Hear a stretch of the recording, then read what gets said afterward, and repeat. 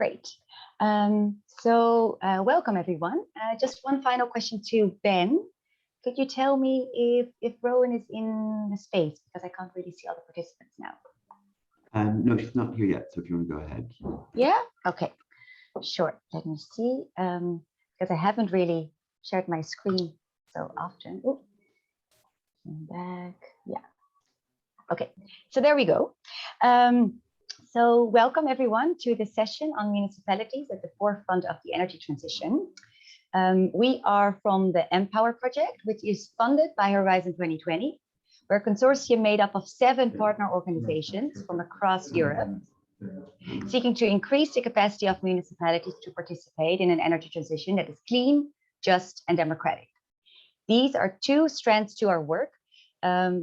So the peer-to-peer learning between local authorities and researching best practice barriers and opportunities from across Europe.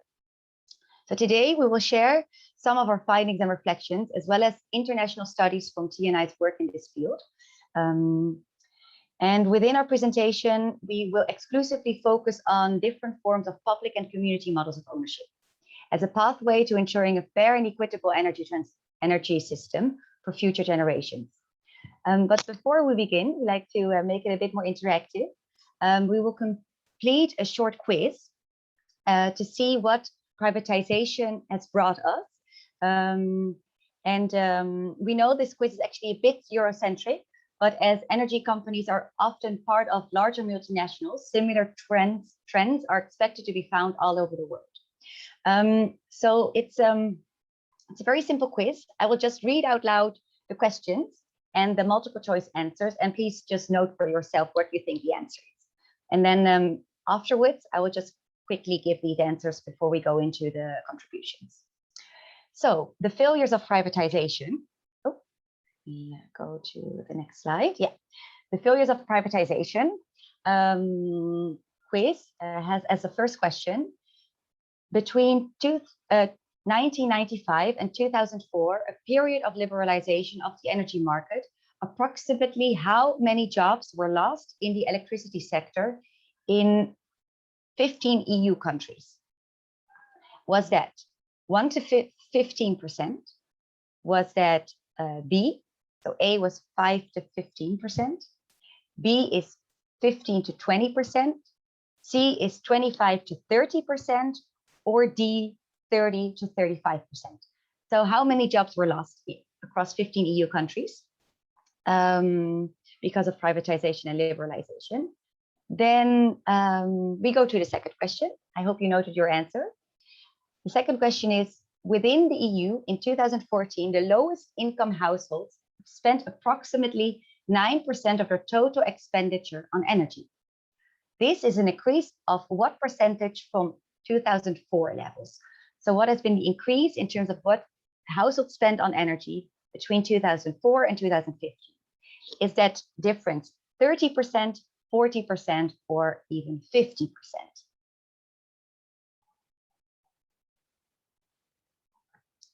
Quite shocking, all of these answers, I guess. And soon you will find out. Then let me go to the third question. The third question is, more people have died prematurely due to energy poverty in Spain than from car accidents. Is that true or false? So have more people died from energy poverty than from car accidents in Spain? A is true, B is false. Okay. Then we go to question 4. We have 5 questions in total for your information. Question 4 is, in the winter of 2018, approximately how many people in the UK died because they could not heat their homes? Was that A, 5,000, B, 10,000, or C, 15,000? So how many thousands of people died in the UK because they couldn't heat their homes in 2018? Okay, now we go to the final question. So private ownership of electricity assets have been associated with increased public dissatisfaction within the industry across Europe. Is that true or false? So is private ownership of electricity associated with public dissatisfaction? with the industry across Europe.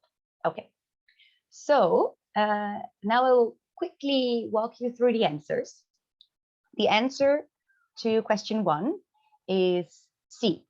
So between 25 and 30% of the jobs were lost due to liberalization of the energy market in 15 EU countries between 1995 and 2004. Question 2, the answer is C, 50%. So actually the lowest income households have spent 50% more on energy in 10 years' time. And hence we see much more energy poverty, obviously, across the continent. Then the answer to question 3, the answer is A, true. So more people have died, unfortunately, because of energy poverty than because of car accidents in Spain. And yeah, we know, of course, that many energy bills are rising. So what that holds for the future is, of course, very, very troubling. Then we go to question 4 and the answer to question 4. Actually, in the UK, in the winter of 2018, 15,000 people died. So that's C, because they couldn't afford to heat their homes. And finally, the answer to question 5 is A. So it is true that private ownership of electricity across Europe is associated with public dissatisfaction. People are very unhappy with how their energy is owned and also managed to a large extent. Do reach out if you want more info about the answers to these questions. But just to give you a brief and playful overview of the huge problems that privatization have caused us across Europe. And of course, there's so much more to say about privatization and liberalization across the globe. Let me just quickly check in again with Ben. Is Rowan with us? Hi, Lavinia. Sorry, Great. I had some tech issues, Okay. but thanks for taking that, for going into the quiz there. So thanks, everybody. I hope that was interesting for you. What we wanted to quickly show with that quiz was the impact that privatization has had on standards of living. So for decades now, the privatization agenda has been pushed as a way of improving lives and ensuring speedy development. Recently, we have seen this in governments' responses to COVID across the world. At this point in the history of privatization, you would think that we could see more benefits. When conducting our work with local authorities and municipalities across Europe, privatization, which is at the centre of most mainstream business or market logic, is still the common sense way of thinking about energy solutions. However, once exposed to case studies that demonstrate that, in fact, different forms of ownership better enable equity, and so should be common sense, municipalities began to see new ways forward. Zooming out a little, when thinking about climate breakdown and our responses to it, we have to think about the systems that have allowed us to get to this point. Whatever your political leanings, it is clear that the neoliberal capitalism and a concentration of profit-making companies with a monopoly over the energy system have contributed massively to the state of play and the regulations that exist around the energy system. And this is true across the globe. Indeed, without pointing the finger, it is very obvious that a profit-making company has one incentive in how they run: profit. And we are, therefore, always going to get solutions that are at the expense of the consumer rather than for the consumer. Public and community ownership models are not only a direct challenge to the existing system, they also provide a way in which people can meaningfully engage and dictate their own standards of living. In a world in which a vast amount of decision-making power is taken away from us and trust in our democratic systems is at an all-time low, we cannot underestimate the value to our democracies that public and community ownership can bring. So we hope that by sharing some of these examples today, we'll provide a little insight into what is possible. We've been living for such a long time with a global consensus on how change should happen, predominantly with market-based solutions. And I'm sure that you're all hearing such examples like this throughout your time during COP. That there is a real power in sharing ways in which people have created their own futures. Energy justice, like all justice issues, is so much more than just provision of a utility. Energy justice can be a catalyst for meeting a wide range of human needs, from comfort to democratic ownership. Hopefully, dreams and visions of a cleaner, fairer world can become a little more tangible. Now I'll pass on to Lavinia, who will go on into more detail about the importance of municipalities being at the centre of this work. And also, Lavinia, I'm sharing my screen now, so I'll do the slides. Thank you.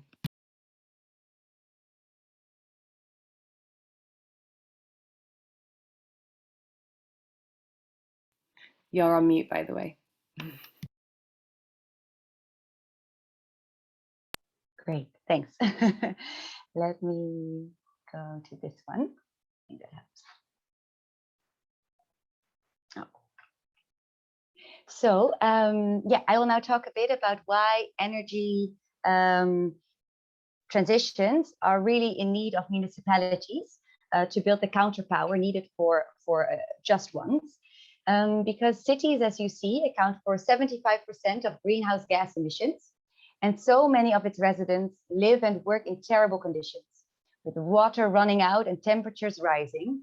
But cities are not only on the front lines of the ecological crisis, they are also pivotal to effectively involve residents in energy transition policy. Local authorities are the closest level of government to folks. So as the impacts of the climate crisis are getting worse, municipalities cannot afford to look away, like so many nation states are still doing. Towns and cities allow people to get together and force their municipality in more direct ways to face up to the crisis. This not only compels many municipalities to take more bold climate action than governments higher up, it also makes local authorities more open to engage citizens in the energy transition. Some of the powerful case studies that we're about to present will show that we're much better equipped to shape a transition when power is shared. 2, when participatory decision-making is in place. And 3, when the focus is on care and people's needs. Moreover, residents have really so much to benefit from democratizing the energy system locally. But also, this is not to say that as climate activists, we should limit our efforts to the local level. Community power is clearly necessary, but impact, scale, and urgency of the crisis are so massive that we should also be mobilizing for countrywide and worldwide solutions. Yet instead of fighting each other over whether the environmental justice movement should focus on local or large-scale solutions, we should make sure just transition pathways are complementary. In other words, the values of justice, equality, sufficiency, solidarity, collaboration, and democracy need to be at the heart of every solution. At the same time, we should also acknowledge that the rich interdependence between humans, more than human species, and ecosystems at large pay off. Because the opposite is obviously currently the case, right? Energy is commodified and corporatized, if not outright privatized. Industry and governments present net zero as a solution to the climate crisis, with market and technical fixes to get us there. But it's very clear that this will allow for only more financial, environmental, and human extractivism. Basically, we need to build popular counterpower everywhere in order to, 1, reclaim our energy systems from the market, in order to drastically cut back on all dirty, harmful, and redundant energy, and 2, to democratize how we own and organize energy in order to protect and advance energy as a fundamental human right, common good, and public service. This can save the transition and ensure universal access to sufficient renewable energy for everyone. So the following examples will show effective forms of local ownership and governance and how this can push a just transition forward. Then in the final part of our contribution, we will briefly zoom out to understand how municipal energy democracies can survive and thrive as part of a wider energy system. Thanks, Lavinia. So there are many different forms, models of community and public ownership. And in academic literature, you will surely find more definitions than the one that I will share today.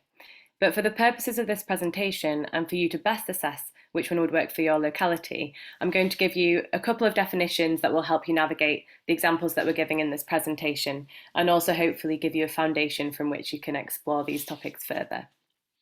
So given that our focus is on municipalities, the following examples will not go into state level ownership in this section, but we do touch on that a little bit later on in the presentation.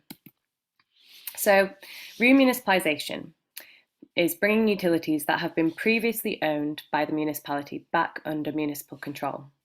Often there needs to be a big public campaign and the political will for this to be successful.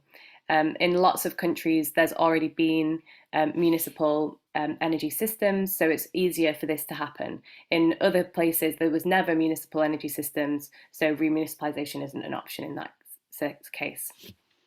So with community and cooperative ownership, community and cooperative ownership models come in different forms, but in the context of energy, the main ethos of both is that they are owned by citizens. There are various different legal structures which will also vary based on what country the business or company resides in. And in co-ops, members have full democratic control of all the activities, as well as ownership of the company.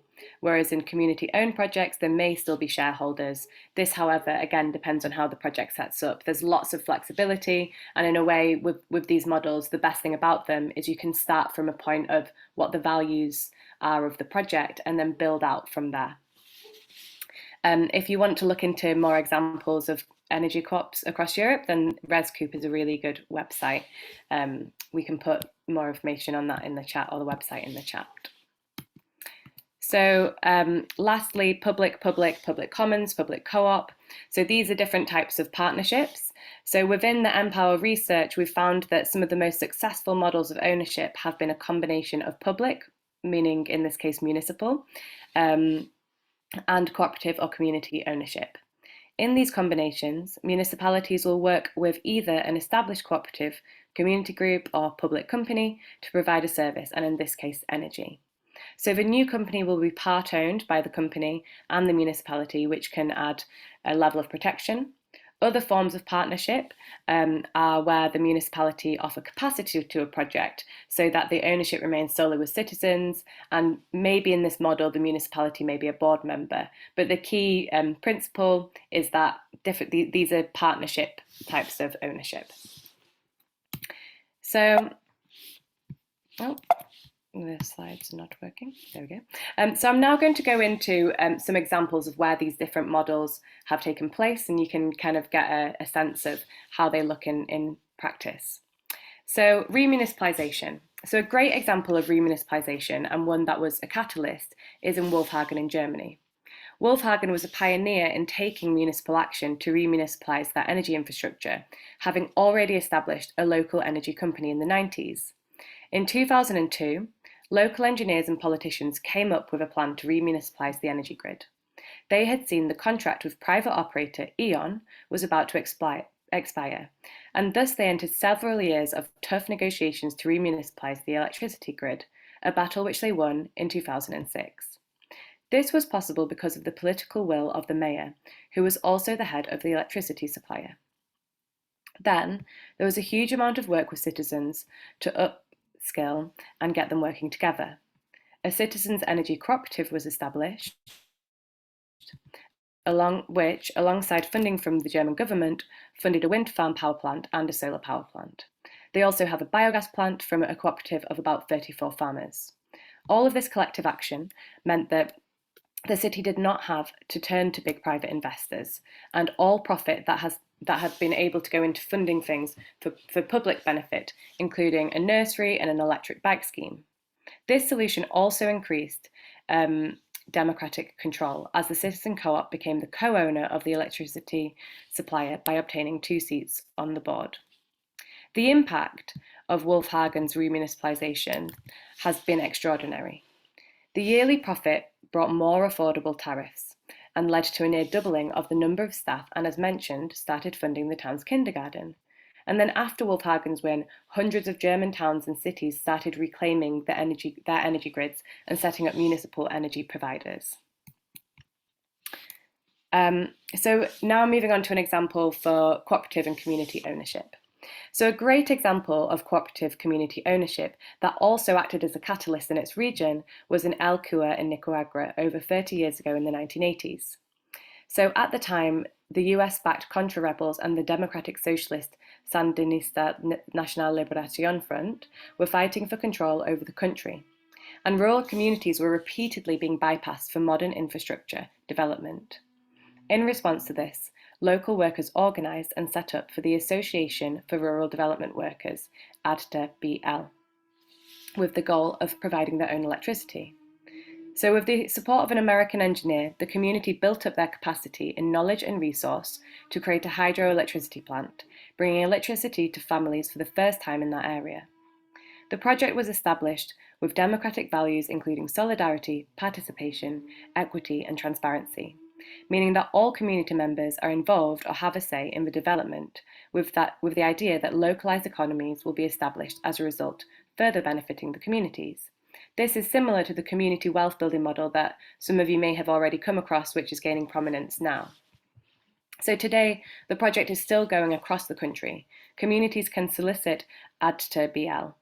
ADTA-BL has a solidarity-driven, community-focused development model that was designed collectively and through trial and error and numerous rounds of consultation by local engineers, builders, and community members.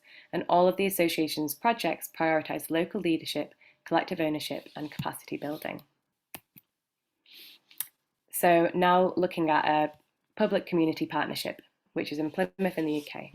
So in Plymouth in the UK, Plymouth City Council worked in collaboration with the local community to establish the Plymouth Energy Community, PEC, a community-based cooperative as a way to tackle climate change by reducing emissions and fighting fuel poverty. Their mission is to empower our community to create a fair, affordable, low-carbon energy system with local people at its heart. The local authority provided staff time, a startup loan and grant via a services agreement.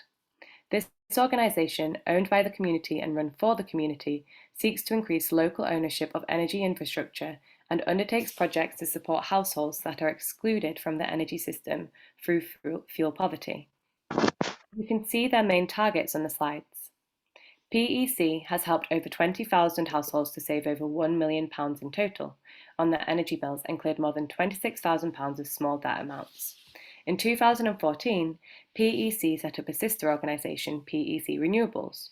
This cooperative installs and manages renewable energy generation schemes in Plymouth for the benefit of the community by establishing locally owned infrastructure. The money that citizens spend on their bills is reinvested into their local community. PEC has empowered residents to become advocates of change instead of passive users, bringing hope and excitement back into Plymouth. The sense of community that the council puts at the heart of its engagement is based on mutual support and community building.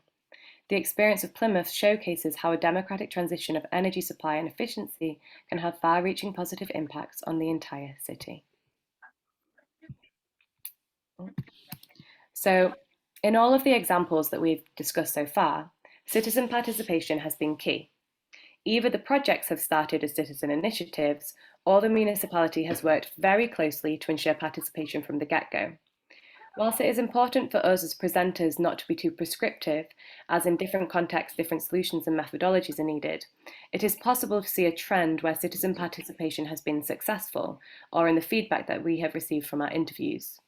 And when I say successful, here I mean citizen engagement that has been sustained and/or resulted in greater democratic control and livelihoods for those who participate.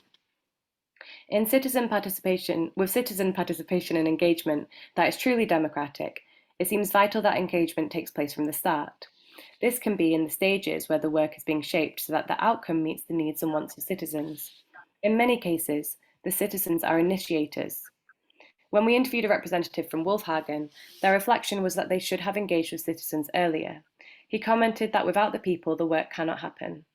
In a European context, the work that is needed is often about reducing consumption, so there has to be a high level of engagement to create a cultural shift.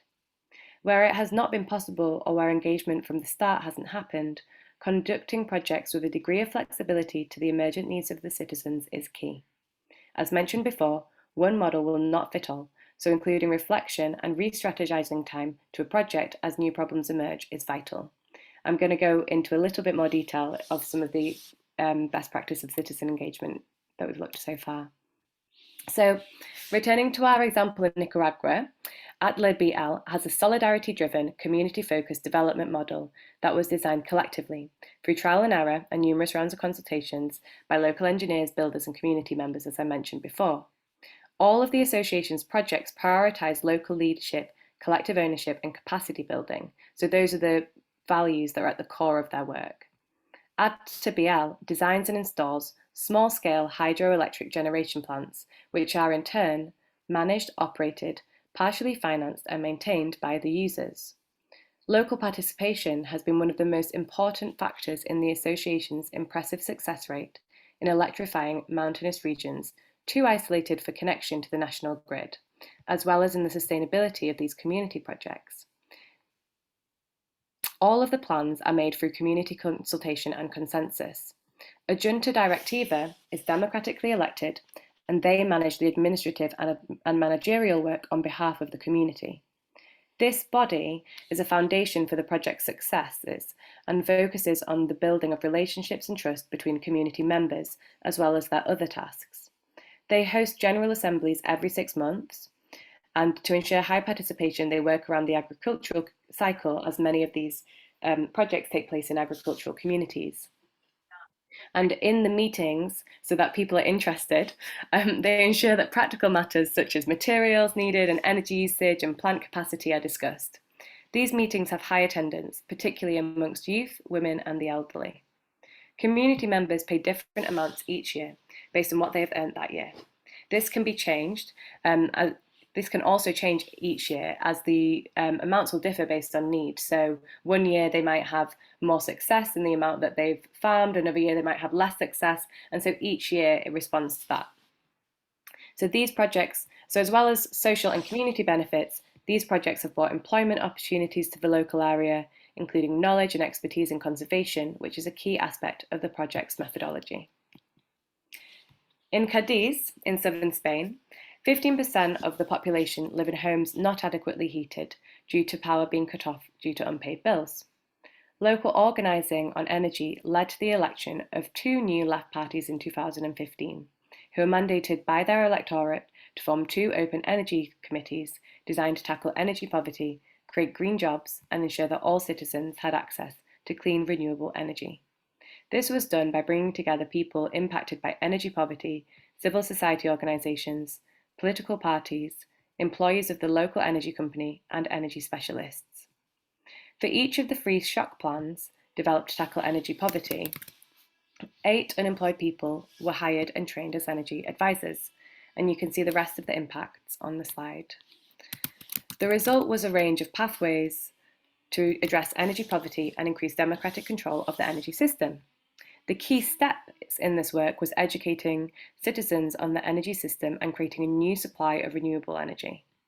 By enabling citizens to become energy literate, taking control of the municipal energy company and investing in the renewable future of Cadiz, this democratic just energy transition has catalysed a cultural shift in how people relate to energy that will be in place for decades to come.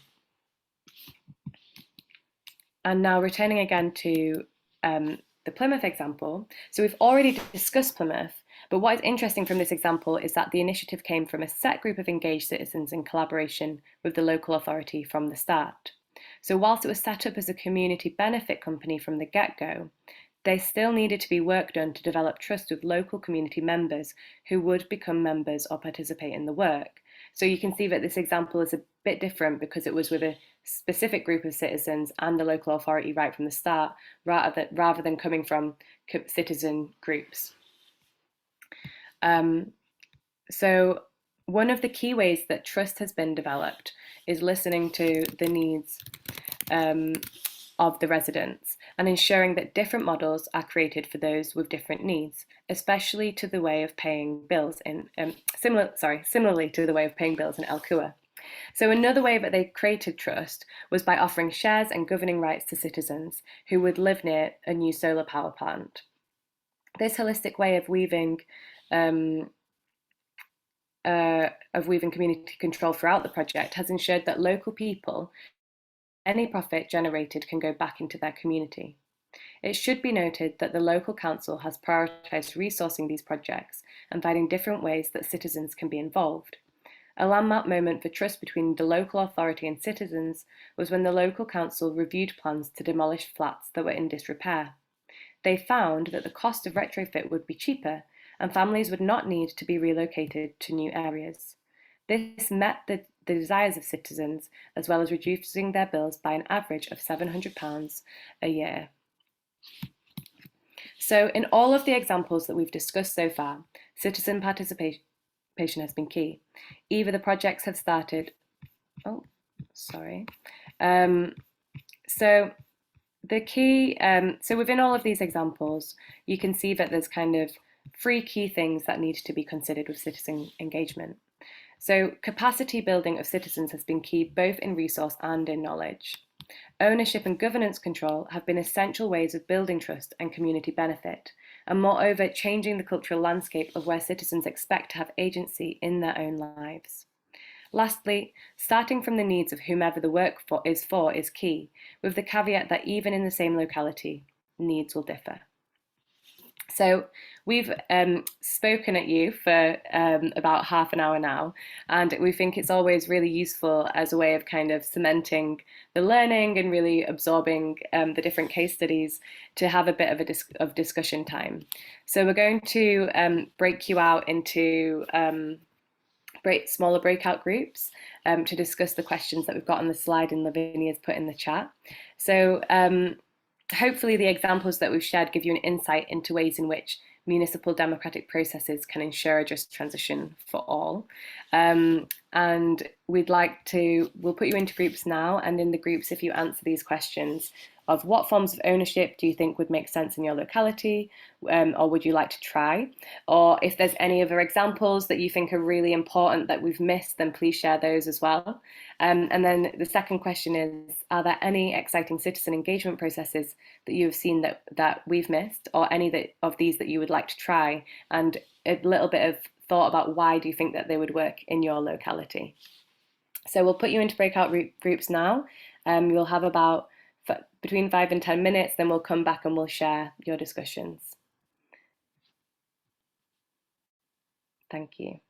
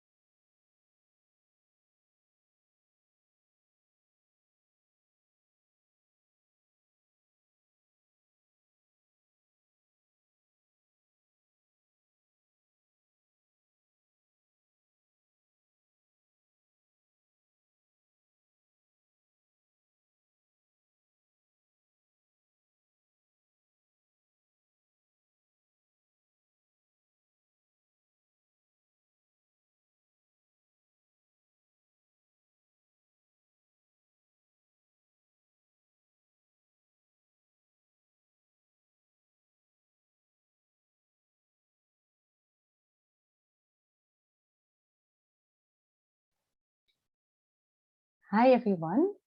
Just to say that there's very few people were able to join the breakout rooms for various reasons, I assume. I feel we could actually have a more collective conversation over here, so we don't lose people, because it's not so nice to be with only 1 or 2 people in a separate space.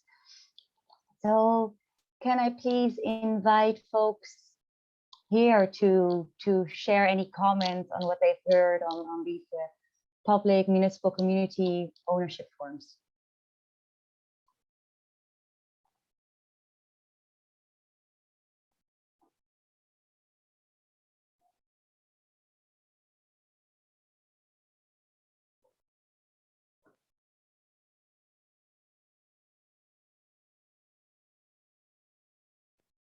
Also, you can surely just unmute yourself or put a question in the chat if you prefer that, and we will read it out loud.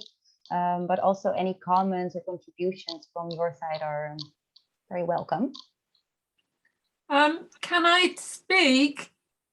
Yes.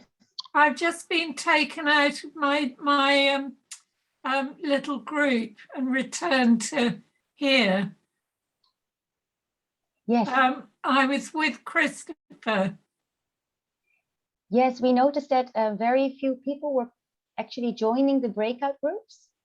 So for that reason, we feel it's more enriching to have a collective conversation over here. I'm very sorry for this confusion. I think that's a real pity, because we were starting to have a very good conversation, which I would have found very enlightening. So I don't know whether there's a way of returning me to him later on in the session. Yeah, perhaps. Sorry, Yes, sorry. please. Yeah, you can really speak up yourself. That's great. I don't know how to do Well, that. Nicola, I'm now in this group as well. Okay. I was talking to you earlier. We're all in the same. That I think we're in the same sort of bubble now. So Yeah, because yeah, I wanted to hear more about Portsmouth. Christopher, please go ahead and share what you were saying before. That's great. Oh, okay. Well, thanks everyone, and thanks for the presentation. So I'm based in Portsmouth in the UK, which is a port city on the south coast. About 2 years ago, our local council declared a climate emergency and various targets for meeting net zero by 2030, etc. It since then seems to have struggled to really implement a practical strategy that sort of combines its own responsibility for its own estate, but then also the parts of the city that it's not directly responsible for. Obviously, the pandemic was a bit of a distractor as well, but our current efforts are basically trying to get it to create or deliver on its plan for even just auditing sort of carbon emissions from the city, so that on the basis if you can't measure, you can't manage. So that's a sort of a first goal here, really. But in terms of local energy sort of systems, I think I'm not aware of it previously having responsibility in a way that would allow remunicipalisation. That there was in recent years a slightly abortive attempt at sort of an energy company. I'm not entirely sure why it failed. They didn't seem to take off, and I'm not sure it was really driven from the community. I'm thinking, I don't know, it would either be some sort of cooperative ownership or public commons sort of type option, I think, from the initial sort of options that we might try and might be more productive to try here. But yeah, I think it would be interesting to try and if from our local sort of campaign movements and engagement with council, if we could try and start making progress along that track, then yes, those are my initial thoughts. But yes, happy to hear from others elsewhere. Thanks, Christopher. That was very interesting and so enriching to hear from many other of such examples. So there is also a bit more info on the Plymouth example in the chat. And I see Nicola, please go ahead.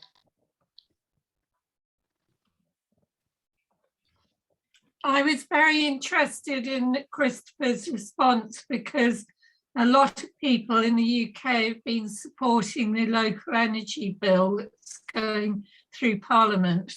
And I don't know whether you're aware of that. And this is going to make it much easier for people to set up the kind of enterprises that Christopher is interested in doing. And the other thing is, the reason why I'm on here is because I live in Suffolk, very close to where they're planning to build Sizewell C, the nuclear power station. And I am very interested in the idea that if you had enough community energy projects, you wouldn't actually need a new nuclear power station. So, you know, I'm really keen on the idea. So I'm going to shut up now. No, this is great. Thank you. And yeah, actually, in the last bit of this session, we'll go a bit into the bigger energy model and which place community initiatives have in that larger scheme. And so hopefully that will be useful. Maybe just a final moment if there are other contributions from the floor.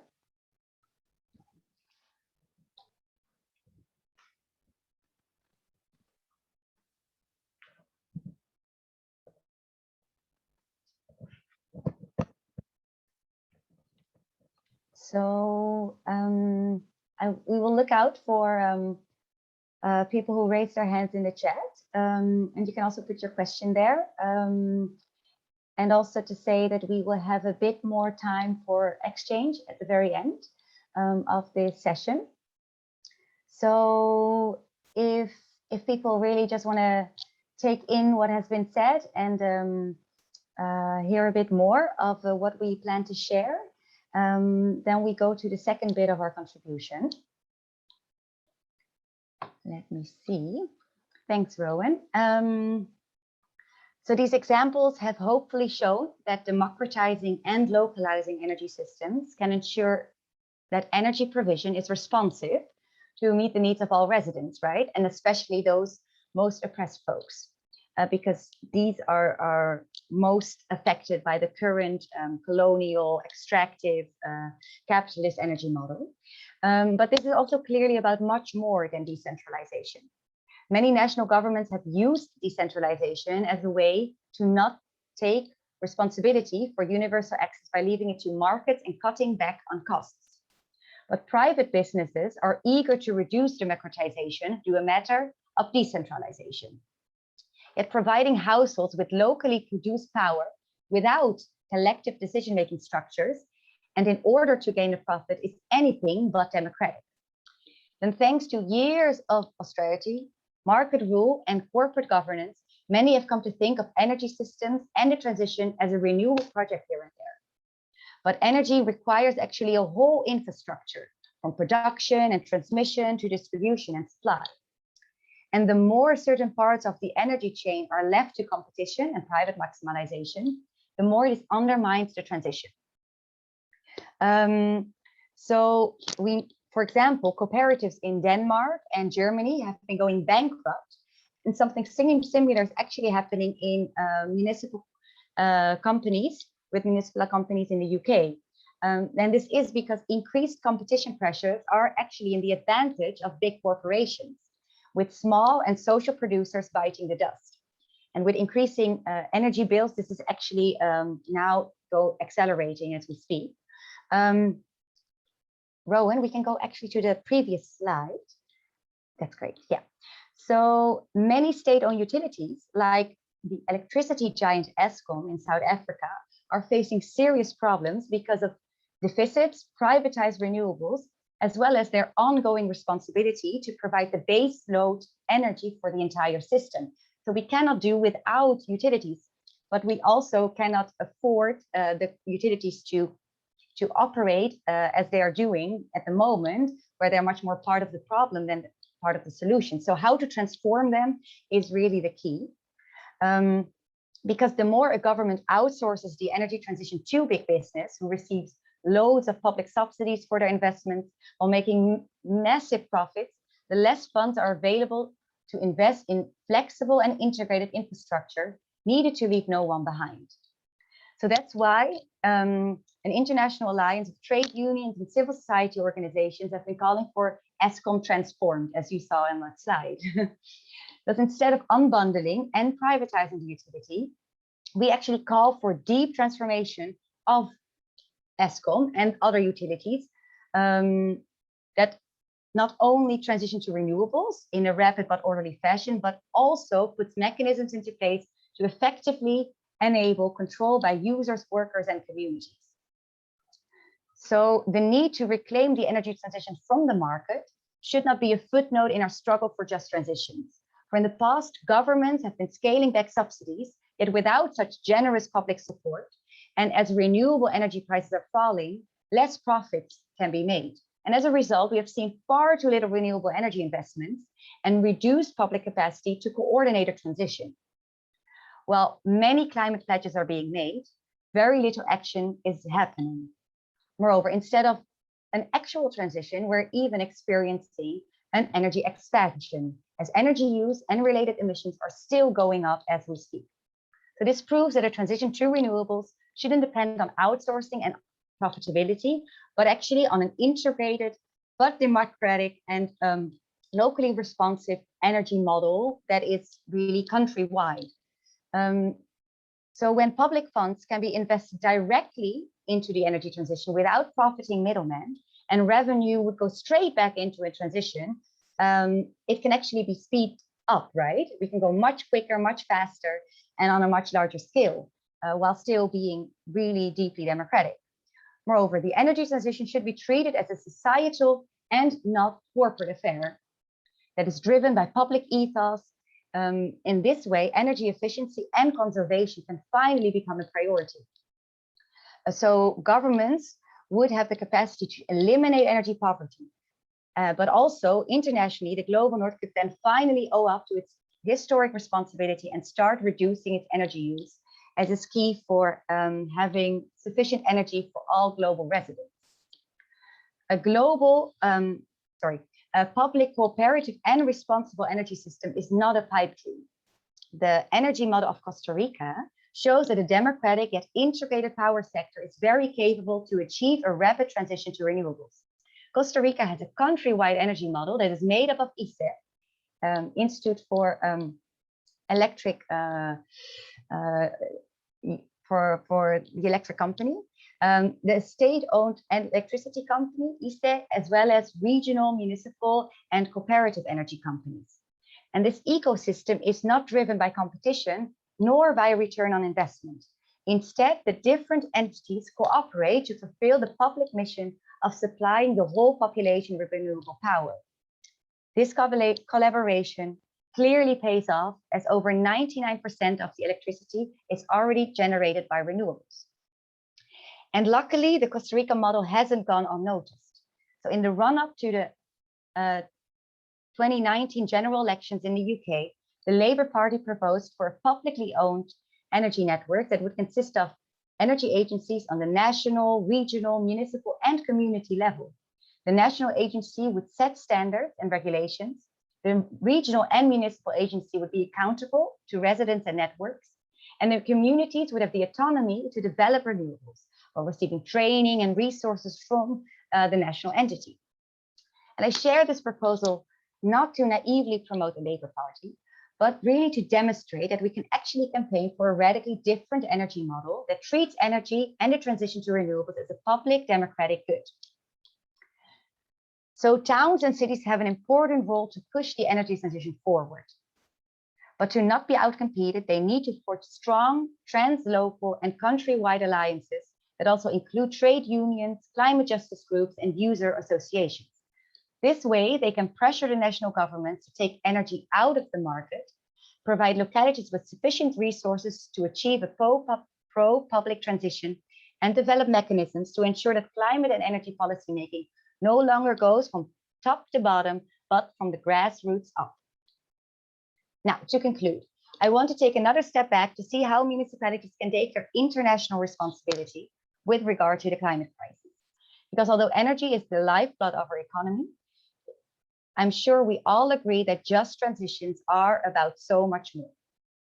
So Brussels is, for example, starting to take its indirect emissions into account in order to reduce plunder and extractivism, especially in the global south. And the city of San Sebastian is trying to anchor its local transition in the context of the global climate crisis. As such, the concept of energy sovereignty is central to its vision as it seeks to replace extraction of fossil fuels with local community control over sustainable energy sources. At the same time, the city of Illinois decided to pay reparations to its Black residents in order to tackle its legacy of slavery. This is hopefully and should be only the beginning of the many kinds of local and international reparations that are made in relation to the many destroyed livelihoods, communities, and ecosystems for which the rich regions of the world are responsible. Moreover, as the destruction is continuing to this present day, municipalities like Sao Paulo in Brazil and Rias in Italy are taking a stance against racist border policies by welcoming migrants. Because for a just transition, municipalities and governments on all levels need to deprivatize, democratize, and decolonize our energy system. With the ample popular power from below and the vision for global environmental justice, local governments are on the front line to really use their decision-making powers with their residents and transform how society is run. So hopefully this was somehow useful. And also, before we open up to the floor again, let's go to the next slide, because I would like to welcome everyone to stay connected by signing up to the International Energy Democracy Alliance if you want to have more of these updates and webinars. And now I would love to hear from all of you what you think of these examples of this vision. If you want to make any contributions in terms of what we have missed, or what how to deepen any of these examples or analysis.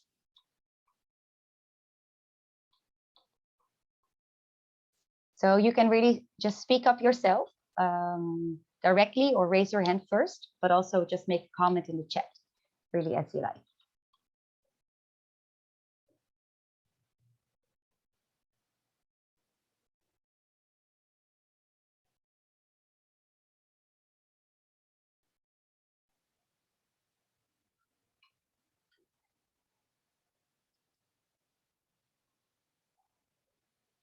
I will also put this email to subscribe in the chat, so you can also take it from there.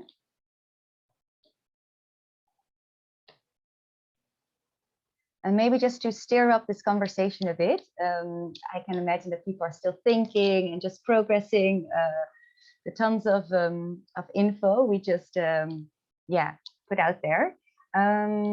So a question maybe to think about or to answer if you like. It would be great to hear how you see the relationship between public and community forms of ownership and governance.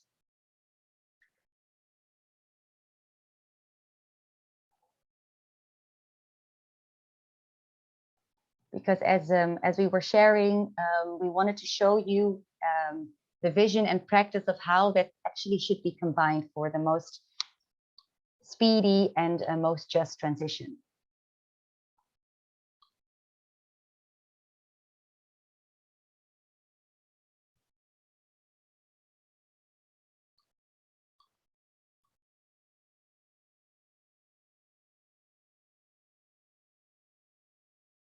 And then, as I don't really see any input from the floor, let us pose another question to you, as it would be really lovely to find out. You can just type it in the chat if you want, which insights of this session you would like to take forward in your activism.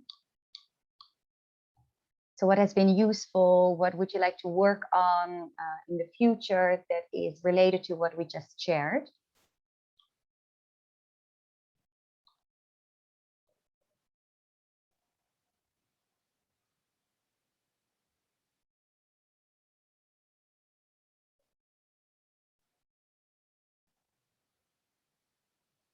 Great. I see Ben's response in the chat that he would like the insight of how San Sebastian was dealing with its just transition by focusing on energy sovereignty and having really a global vision, how to implement that. So that's really useful to know. Thanks, Ben. We have another comment from Imogen, that they can't see a clear way forward from our examples in the UK. Would you like to maybe share what you see as the big challenges in the UK, Imogen? You can type or speak if you want.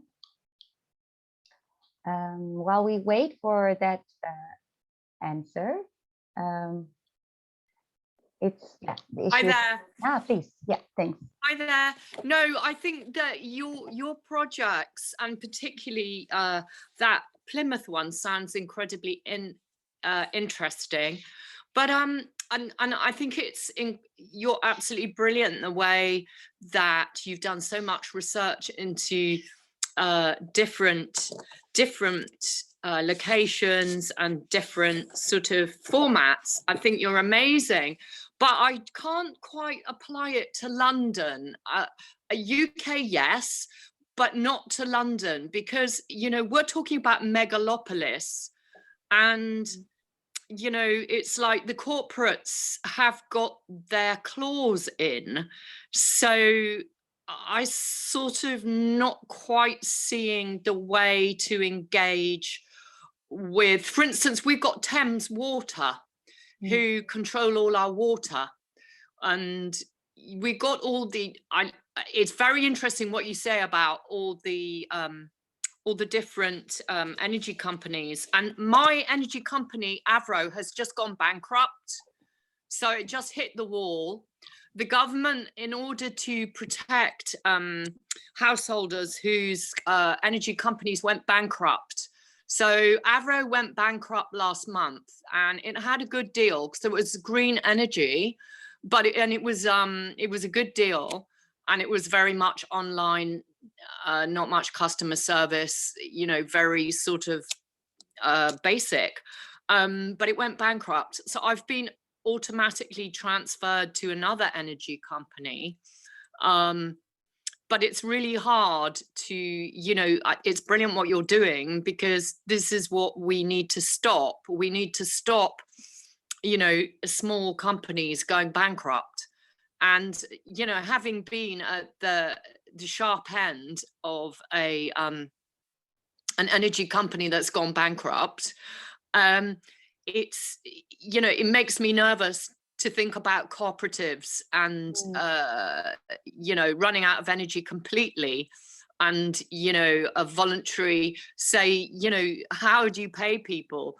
How, you know, you need to have a structure, which is a strong structure to employ people and give them jobs. And people need to know, with new companies, like Avro was a new company that had just been born, I think quite recently. I might, don't quote me on that, but I think it was quite a new company, and it hit the wall in October. I think some other companies hit the wall in October. I don't know why. You probably know. But you know, it can, we're lucky enough to be transferred to, you know, I was transferred to Octopus Energy. I didn't choose it. It's more expensive. I was really annoyed. I had a fixed rate tariff. And I think fixed rate tariffs, you know, for people who are elderly or vulnerable, or, as you say, people who are, you know, can't necessarily pay their bills and stuff like that. Fixed rate tariffs are really important. But I just can't see, I really respect all your models, but I can't see how to apply it to megalopolis, to, you know, big cities. How do we apply? I can't see how these, I'm an arts graduate, you know, I'm not an energy graduate, and I can't really apply your examples to megalopolis across the world. Yeah, thanks, Imogen. there is an answer from Rowan in the chat, so please have a look at that. As Pat from London also has been working in the past for a democratic public company where users and workers are also adequately represented on the board. So much more can be learned, I think, from there. And also the message on reclaiming energy companies that are for social and environmental benefit from the market is actually key, I think, for not having such a precarious market that leaves so many people behind. So to really curtail these market models is, I think, key for not having this bust and burn cycles of energy. Also, it was interesting from Christopher that he actually put the discussions among local campaign networks on models of local energy co-ops and the raising issues with local community and city council he will take forward. So thanks, Christopher, for that.